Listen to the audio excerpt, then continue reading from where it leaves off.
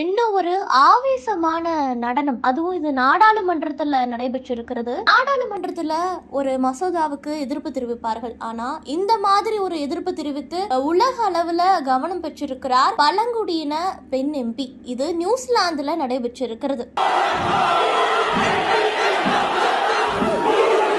நியூசிலாந்துல 21 வயதான Hana ரவுஹிதி மைபி Clark என்ற இளம்பெண் எம்பி ஆகி இருக்கிறார். இவரது குடும்பம் 3 தலைமுறைக்கு மேல் அரசியல்ல இருக்கிறார்கள். மாவோரி அப்படிங்கிற இனத்தை சேர்ந்தவர்கள். நாடாளுமன்றத்துல மாவோரி பழங்குடியின மொழியில தன்னுடைய ஆவேசத்தை வெளிப்படுத்தியது உலக அளவுல கவனம் பெற்றிருக்கிறது. நாடாளுமன்றத்துல கொண்டு வரப்பட்ட மசோதாவிற்கு தன்னுடைய பழங்குடியின பாரம்பரியத்தோடு இளம்பெண் எம்பி நடனமாடி எதிர்ப்பு தெரிவித்திருக்கிறார்.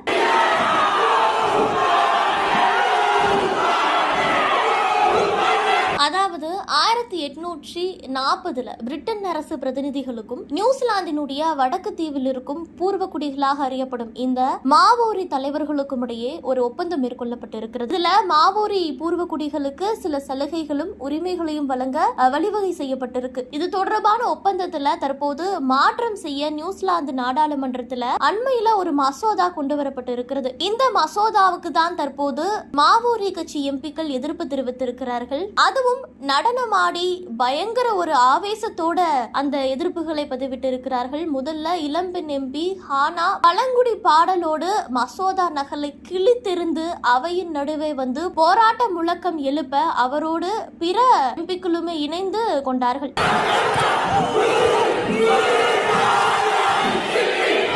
அவர்களின் பழங்குடியின பாடலும் அதற்கேற்ற ஆவேச நடனமும் தற்போது நியூசிலாந்து நாடாளுமன்றத்தையே அதிர வைத்திருக்கிறது. இது தற்போது உலக அளவுல கவனம் பெற்றிருக்கிறது.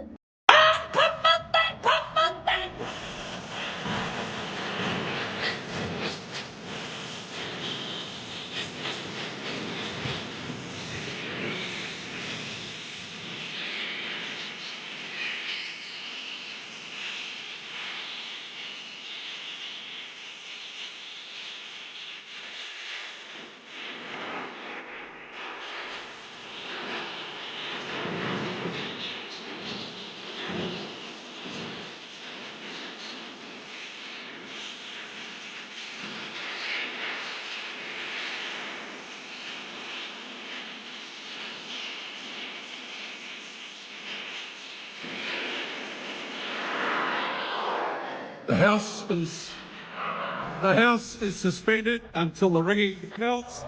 The gallery is